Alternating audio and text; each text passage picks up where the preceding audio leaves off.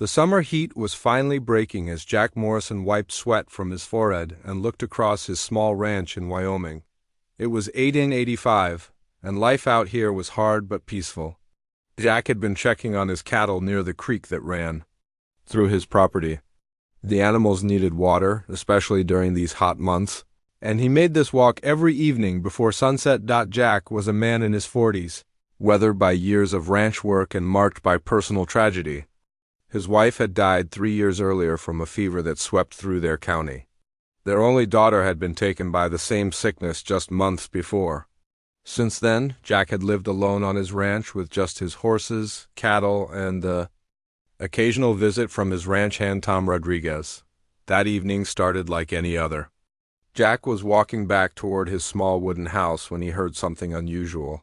In the distance, there were sounds of horses running fast. This was strange because his ranch was far from the main roads. Very few people came this way, and never at this time of night the sound got louder and closer. Jack stopped walking and listened carefully. These weren't wild horses. Someone was riding hard toward his property, and they sounded desperate. Jack had learned to be careful in this part of Wyoming. There were still outlaws and dangerous men who roamed the territory, especially near the mining towns. Then he saw her. A young woman stumbled into his yard, falling to her knees near his front porch. Even in the moonlight, Jack could see she was in terrible condition. Her dress was torn and dirty, and she was breathing heavily like she had been running for hours. What surprised Jack most was that she appeared to be Chinese.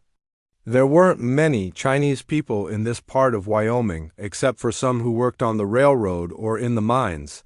The woman looked up at Jack with fear in her eyes. She tried to speak, but her English was broken and hard to understand. She kept pointing toward the hills in the distance, where Jack could now see small lights moving like torches. Someone was following her. Jack helped the woman to her feet. She was shaking, partly from fear and partly from the cold night air.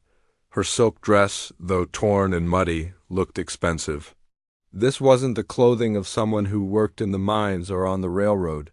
Something was very wrong here. The woman managed to say a few words in English. "Please," she whispered, "they will find me." She pointed again toward the distant lights. "Bad men, they bought me." Jack's blood ran cold.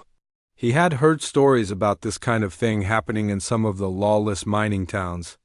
Young women, especially immigrant women, were sometimes kidnapped and sold to the highest bidder. It was a terrible crime that happened more often than people wanted to admit. The woman continued, trying to explain what had happened to her. Her name was Mei Lin, and she had been a teacher in San Francisco's Chinatown. One evening, while walking home from the school where she worked, men had grabbed her off the street. They put her in a wagon with other women and brought them all to a mining town called Dead Rock, about 30 miles from Jack's ranch. Dead Rock was known for being a rough place. The law barely existed there, and it was controlled by outlaws and criminals. Mei Lin told Jack that the men had held an auction. They were selling women to anyone with enough money to buy them. It was like something from the worst nightmare. During the auction, a man they called Black Pete had made the highest bid for Mei Lin. She described him as a large, frightening man with scars on his face and cold, cruel eyes. When Black Pete stepped forward to claim his purchase, there had been some kind of fight between different groups of outlaws. In the confusion, Mei Lin had managed to slip away. She had run into the night, not knowing where she was going. She just ran as fast as she could, hoping to get far away from those terrible men. She had been running and walking for hours when she saw the light from Jack's house in the distance. Jack listened to her story with growing anger. He had always tried to be a good man, someone who helped others when he could. The death of his wife and daughter had left him bitter and alone. But hearing Mei Lin's story reminded him that there were still people in this world who needed help. Looking at Mei Lin, Jack was reminded of his own daughter. Not because they looked alike, but because both were young women who deserved to live their lives in safety and peace. His daughter never got that chance, but maybe he could help Mei Lin find hers. The lights in the distance were getting closer. Jack could now hear voices carried on the night wind. Black Pete and his men were following Mei Lin's trail, and they would reach his ranch soon. Jack had to make a decision quickly. He could turn Mei Lin away and tell her to keep running. That would be the safe choice for him. But Jack knew that a young woman alone on the frontier at night would not survive long. The wild animals, the harsh weather, or the outlaws would catch her eventually, or he could help her, knowing that it would put his own life in danger. Black Pete was known throughout the territory as a ruthless killer. He had a gang of 70 men who followed him, and they controlled much of the illegal activity around the mining towns. Standing up to them would almost certainly mean death. Jack made his choice. He gently took Mei Lin's arm and led her toward his house. "Come inside," he said quietly. "I'll help you." As they walked toward the front door, Jack could see the torch. Lights getting closer. He estimated that Black Pete's men would reach his ranch by morning. That gave him a few hours to figure out how to protect this young woman and maybe save both their lives. Jack helped Mei Lin into his small house and lit a lamp. In the better light, he could see that she was probably in her early 20s with intelligent eyes that showed both fear and determination. Despite everything she had been through, she carried herself with dignity. He gave her some water and a piece of bread, which she ate gratefully. Then Jack showed her to a small room where she could rest. But both of them knew that sleep would be difficult. Outside, somewhere in the darkness, dangerous men were getting closer to the ranch. Jack spent the rest of the night sitting by his window, his rifle across his knees, watching for any sign of Black Pete's gang. As the first light of dawn began to appear on the horizon, he knew that the most dangerous day of his life was about to begin. As the sun began to rise over the Wyoming hills, Jack knew he had to act fast. The torchlights he had seen during the night were gone now, but that didn't mean Black Pete's men had given up. They were probably setting up camp somewhere nearby, planning their next move.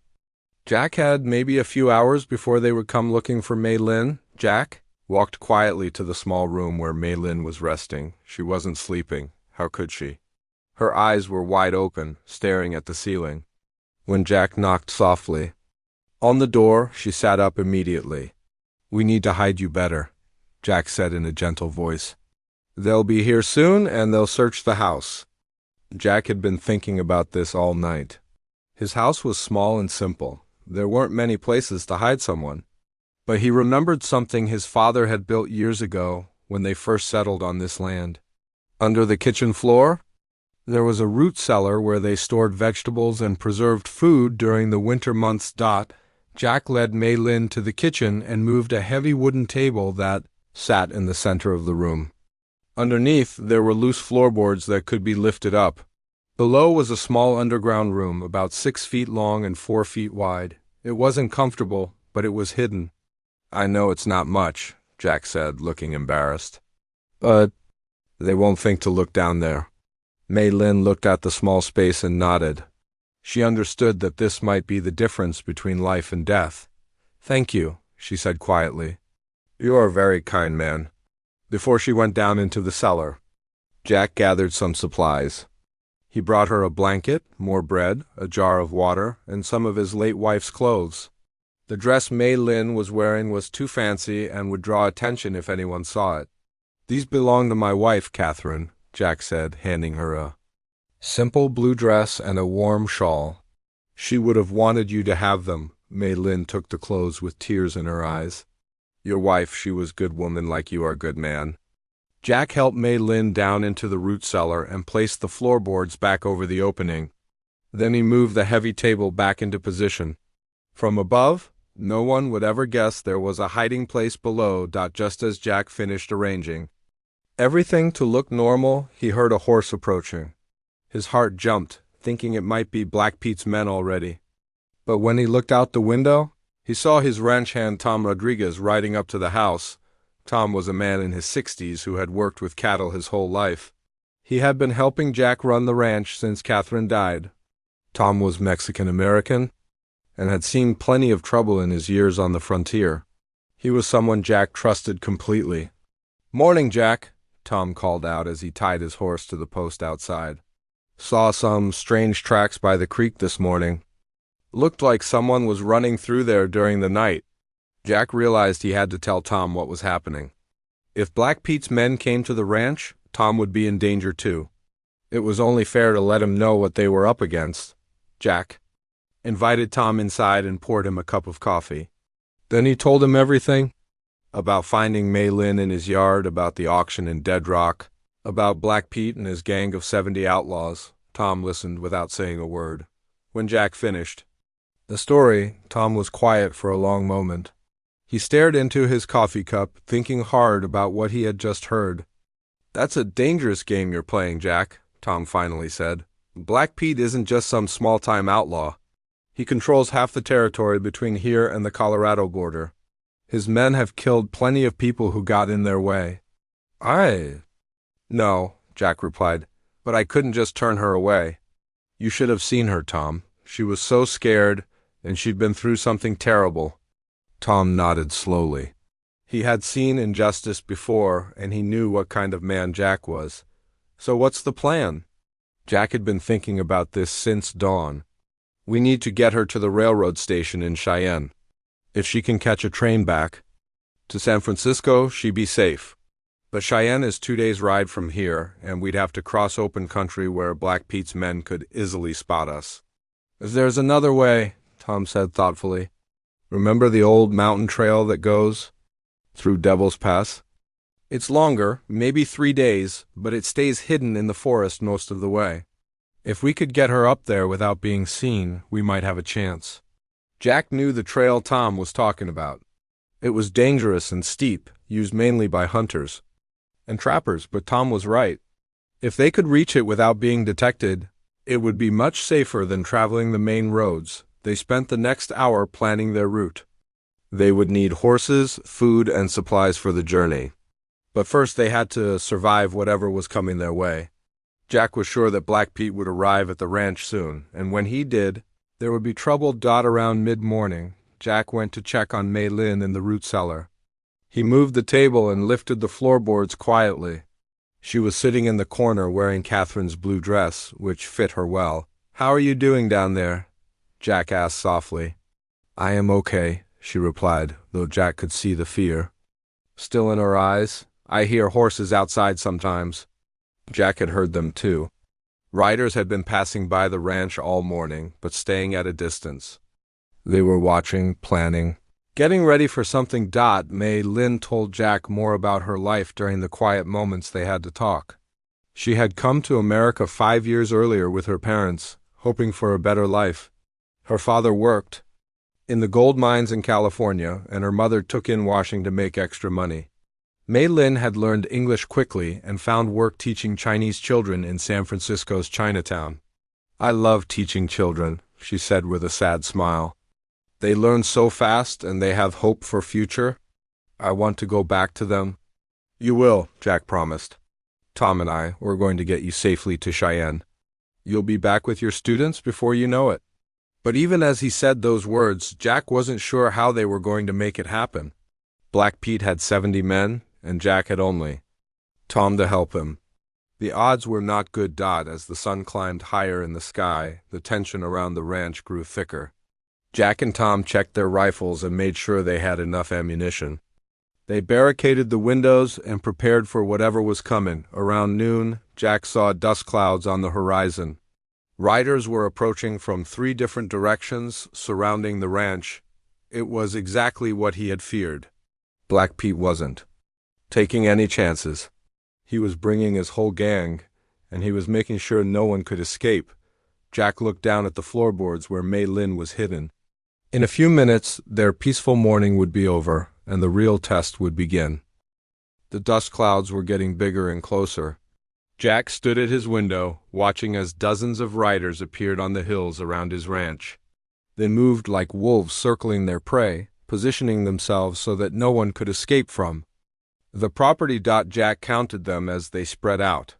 20 men on the north side, 15 to the east, 20 more to the south, and another 15 blocking the west. That made 70 riders, just like Mei Lin had said.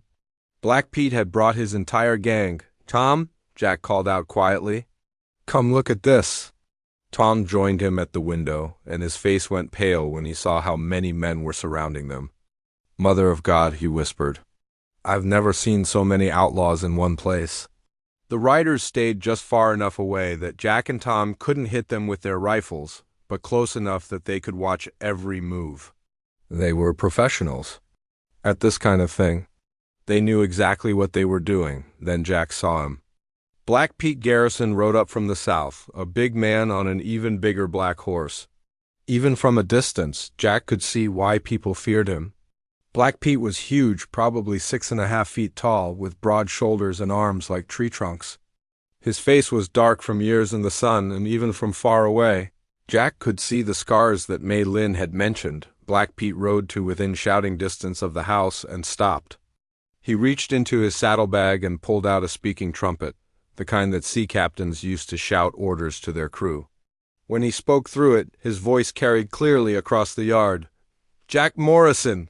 Black Pete's voice boomed. "I know you're in there, and I know you've got something that belongs to me." Jack didn't answer. He kept watching from behind the curtain, his rifle ready. "I'm a reasonable man, Morrison," Black Pete continued. "I paid good money for that Chinese girl, and I want what I bought. You send her out here right now, and maybe we can settle this without anyone getting hurt." Jack felt his anger rising. The way Black Pete talked about Mei Lin like she was a piece of property made Jack's blood boil. No human being should ever be bought and sold like cattle. "I know you can hear me, Morrison," Black Pete shouted again. "That girl is my legal property. I got papers to prove it, legal property." Jack almost laughed at that. There was nothing legal about what Black Pete was doing. Buying and selling people had been against the law for 20 years. But out here in the wilderness, the law was whatever the man with the most guns said it was. Tom looked at Jack with worry in his eyes. "What do we do, Jack? There's no way we can fight 70 men. Jack was thinking the same thing. 2 men against 70 was not a battle they could win.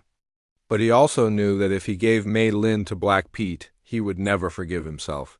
Some things were more important than staying alive. "We don't give her up," Jack said firmly. "I don't care how many men he brought." Black Pete waited a few more minutes for an answer. When none came, he raised the speaking trumpet again. "Morrison, you're starting to make me angry. And you don't want to see me when I'm angry." His voice was getting louder and more threatening. "I'm going to give you 1 hour to think about this. 1 hour to bring that girl outside, or we're going to burn everything you own to the ground. 1 hour."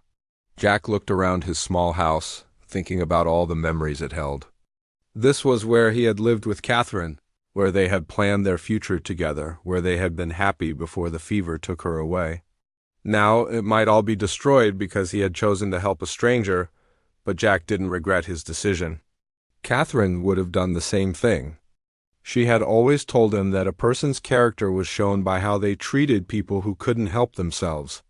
Mei Lin couldn't help herself, so it was up to Jack to help her. Jack went to the kitchen and quietly moved the table. He lifted the floorboards and whispered down to Mei Lin. "Are you okay down there?" "I hear the bad man," she whispered back. "He wants me to come out." "That's not going to happen," Jack said. "Tom and I are going to protect you, no matter what."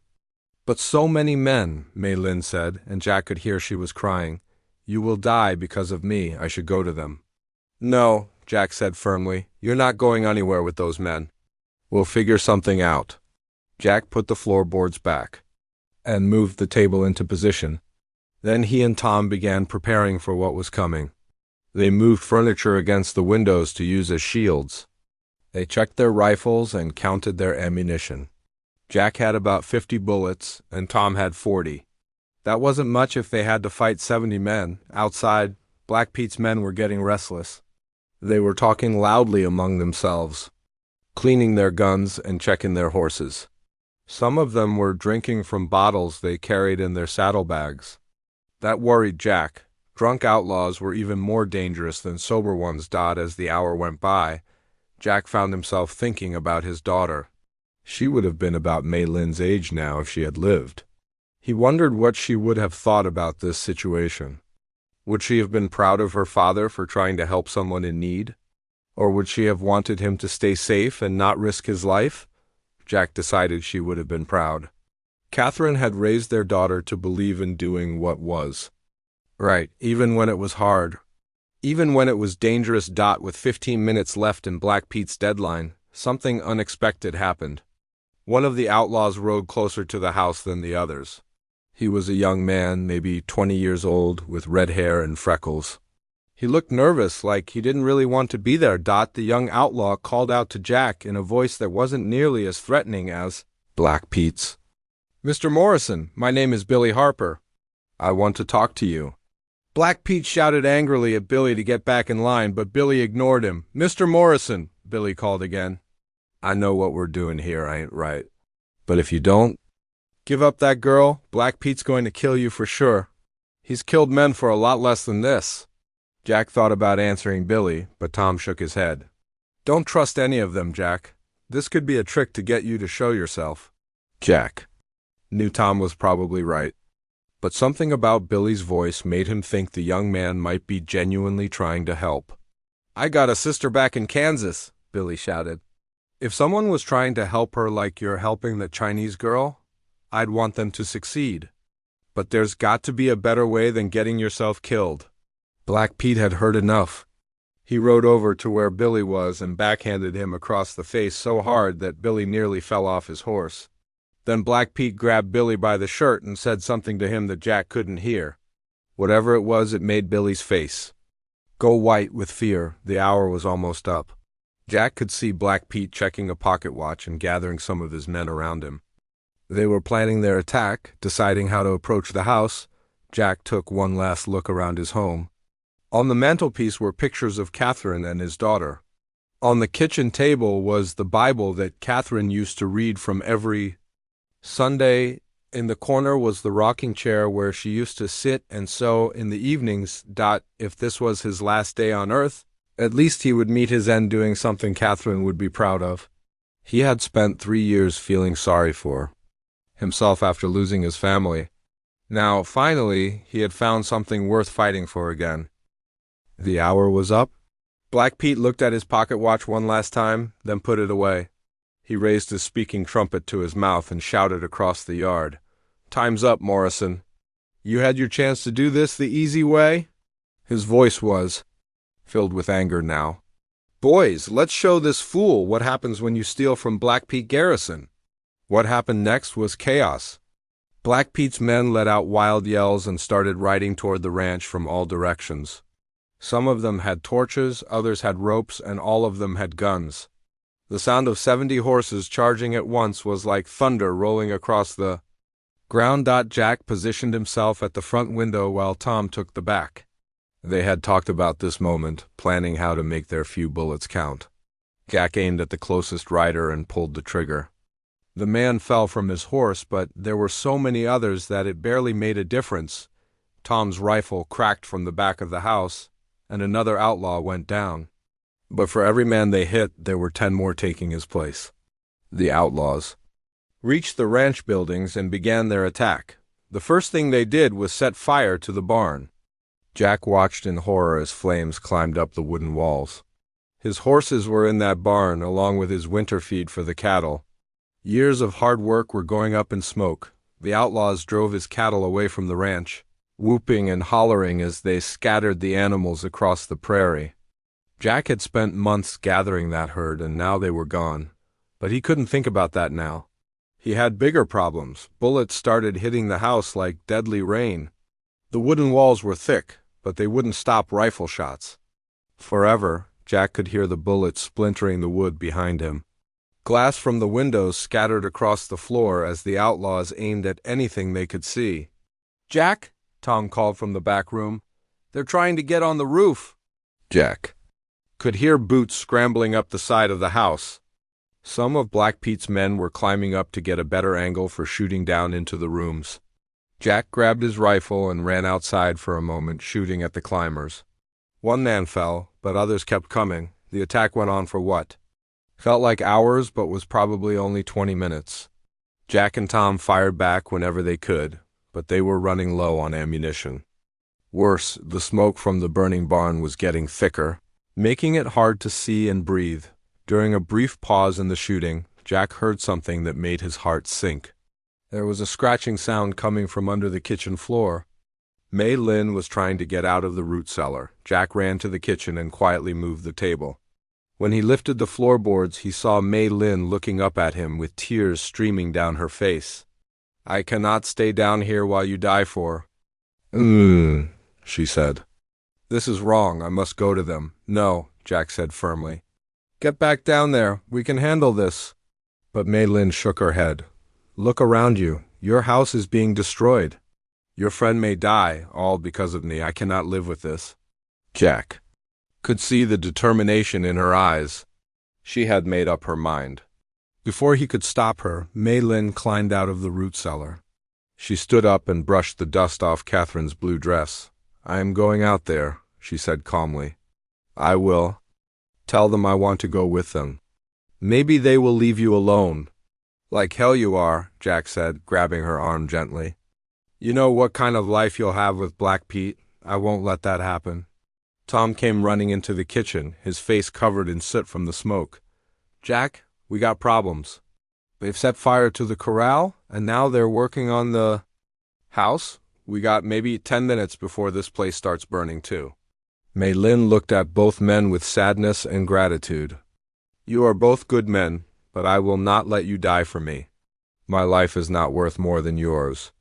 Before either Jack or Tom could stop her, Mei Lin walked toward the front door.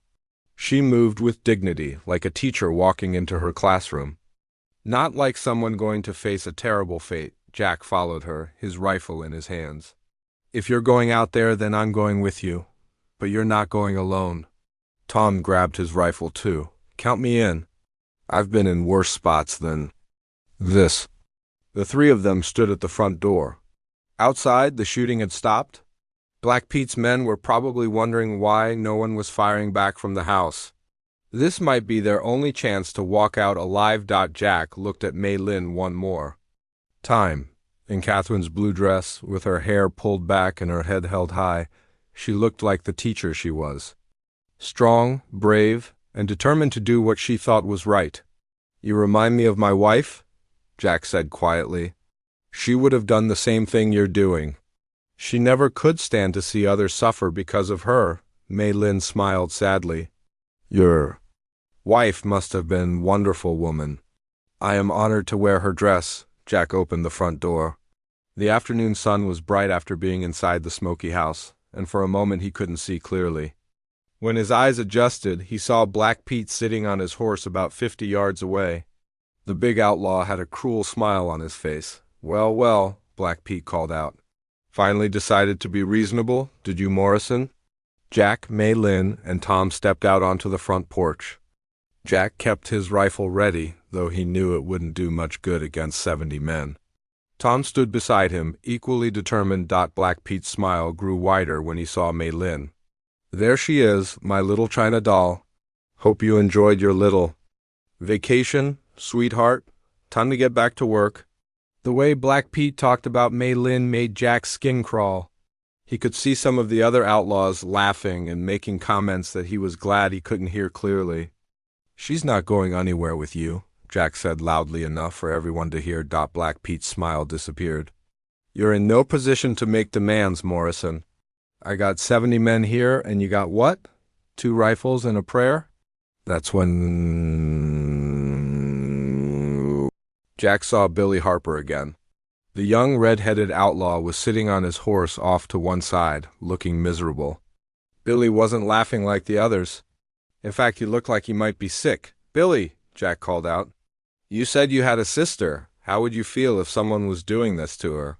Billy's face went red, and he looked down at his hands. Some of the other outlaws turned to stare at him, but Billy didn't say anything. Black Pete was getting impatient. "Enough talk. Send the girl over here now, or we finish burning this place down with all of you inside." Jack looked at Mei Lin, who was standing perfectly still beside him. She had accepted whatever was going to happen, but Jack hadn't. He had lost his wife and daughter to disease, things he couldn't control. But this was different. This was a choice. "The answer is no," Jack said clearly. "You want her, you'll have to go through me." Black Pete's face darkened with rage. He raised his hand to signal his men to attack again. Jack raised his rifle, knowing this was probably the end. But at least he would meet his fate standing up. For what was right, that's when they heard it. In the distance, coming from the hills to the north, was the sound of a bugle. It was a cavalry bugle, playing the charge. The sound of the cavalry bugle got louder and clearer. Jack had heard that sound before during his time as a young man in the army, and he knew what it meant. Help was coming, but would it arrive in time?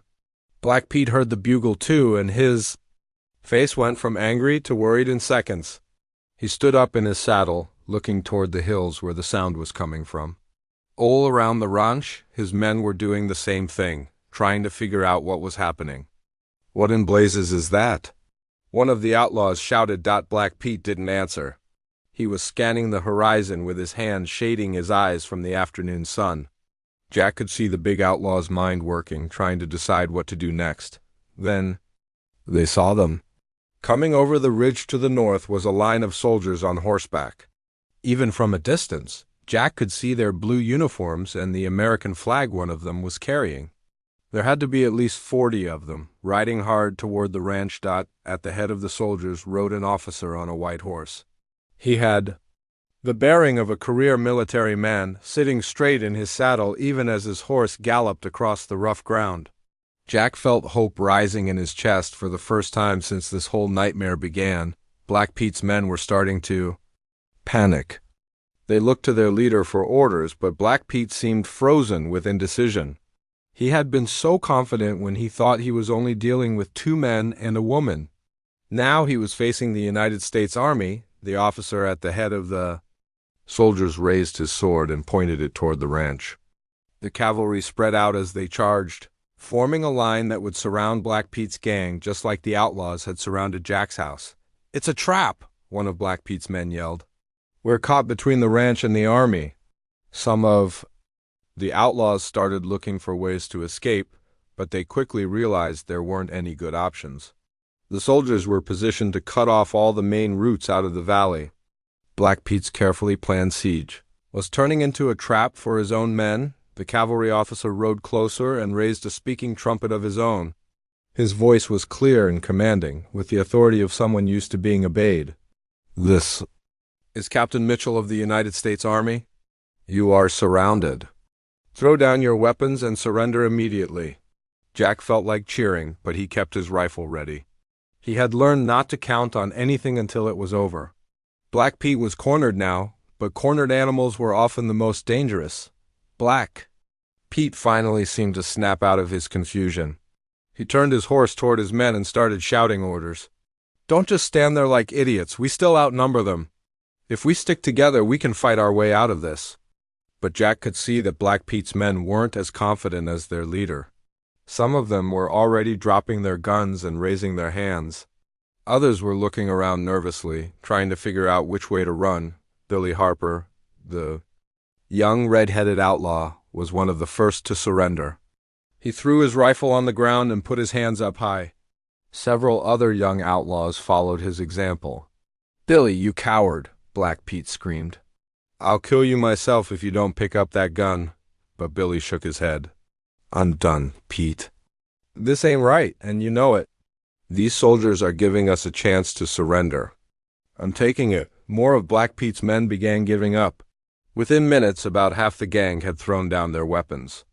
The others looked uncertain, waiting to see what Black Pete would do. Captain Mitchell rode closer to the house, keeping his soldiers in formation around the remaining outlaws. When he was close enough, Jack could see that he was a man in his 40s with a weathered face and intelligent eyes. "This was someone who had seen combat before, Mr. Morrison," Captain Mitchell called out. "Are you and your companions unharmed?"